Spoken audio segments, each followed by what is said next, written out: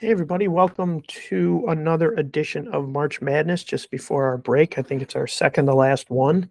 And this one is Annotate PDFs with Microsoft Edge. So I have my window open and I have a bunch of things open. So I'm going to show you dealing with different formats of PDFs first, because this is how sometimes people fall into some issues. So the first thing I want to show you, I'm going to drag this down out of the way. If you can kind of look at where I am here with these two things. So sometimes our PDF logos that live on our desktop look like this one right here that I'm moving. This is not the way we want it to look, because this means when we double click on this, it will open in a PDF, Adobe PDF. So let me show you that real quick with this one. I'm going to open this with an Acrobat Reader. I'm going to drag this over so you can see it. So they're a little harder to save. There's a lot more buttons. I'm going to hit no to this, and it just doesn't make it as easy for you to do it. Yeah, there's some markup ability in that, but this is basically, you can see you got some free 7-day trials here down on the bottom. So we don't open it up that way. So if you have any logos that are like this, what we want to do is we want to right click on those PDFs and we want to open with Microsoft Edge. If you are prompted when you open it to Microsoft Edge to open all PDFs with Edge, say yes to that, because your logo, your PDF logos will start to look like this one right here. That's how we know that it's Edge when we open it. The other pitfall we can fall into has to do with our H drive. So you can see I'm in my H drive here and I have opened up a folder that has some PDFs here. So let's say I'm going to open up this study guide 7 here. So if I double click on this from within the H drive and it opens up, you will see quite quickly that I do not have any annotation tools across the top. And that's where I'm dragging my mouse right now. And we don't want that. So the way to fix that is to simply just take this PDF and drag it onto your desktop.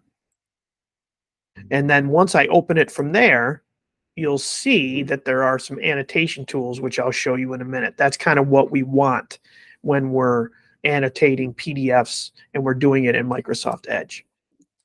Another thing that can sometimes happen is that sometimes we have a Google Drive or doc file, or we have a robust Google slide like this one is. This seems to be my sampler that I use from kindergarten. So we can still annotate these in Edge by creating PDF files. So I'm going to do that with this one. I'm going to hit File, I'm going to hit Download, and I'm going to choose a PDF document. It's going to put it up in my Downloads folder, this little thing that was spinning up here. Okay, I'm going to double click and open it. Now, when I double click and open it, the pitfall is that it opens like this, and I don't really have any kind of, annotation tools. So I don't want to do that. So when I get it in a downloads folder, I want to simply just drag this onto my desktop. Now, the danger in dragging something like this onto your desktop is your desktop might get filled with a lot of files. When you're done using them, either drop them into Drive or save them back into your H directory. So now I'm going to open it now in Edge. And now this wonderful slides presentation that I have, if I wish to write on it, I can now because I have my annotation tools open. And just to show you, for the sake of argument, I can also do this with a Google Doc. So I'm going to download this as a PDF as well.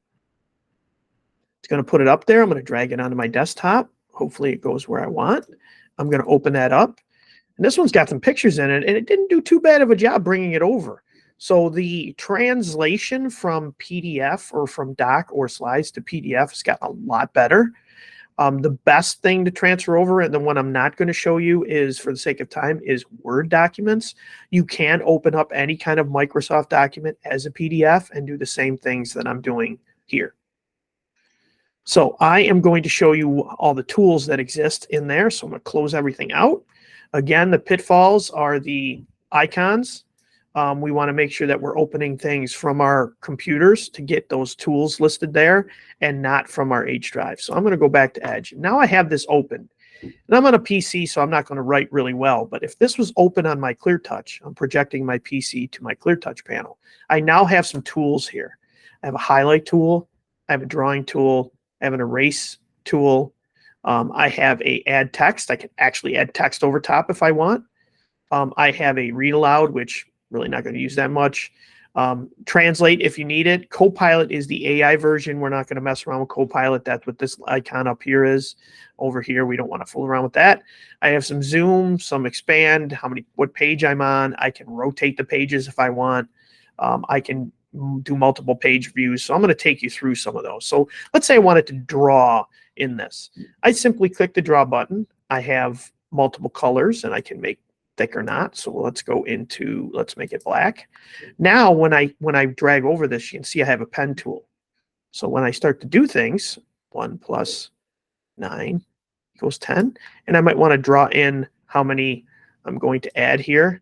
Well, if that's what this was intended to do. So I can do this. I can mark this completely up. I can draw letters, draw my name here. Let's say this was my work. Again, I'm doing this with a mouse. You'd be doing this with your Clear Touch pen or your finger, but you have to click on this. Sometimes there is some lag if you have a lot of things running in the background, but for the most part, it's pretty good. Now, the eraser is a little bit difficult. It is a line eraser, which means that anything connected to a line, it will erase. So since this 9 is all connected, all I have to do is erase through 1 and it disappears. Now, since my M is not connected to the rest of this, if I erase this, it disappears. Erase, erase. It's a quick eraser is what they call it. If I want to add some text, I simply add text here. Let's say I was going to ask what's the answer. Of course, my grammar is bad here. Got to get my little apostrophe in there. There we go. So I'm able to add text in if I'd like. I also can zoom in the view manually with these buttons. Or if I wanted to fill up the screen, fit to width is great. Look at that. You click on that and it just fits it perfectly to the screen and makes it nice and large. I can move to the pages if I want. I can also rotate this. So say I have some things that I copied and I have to rotate them.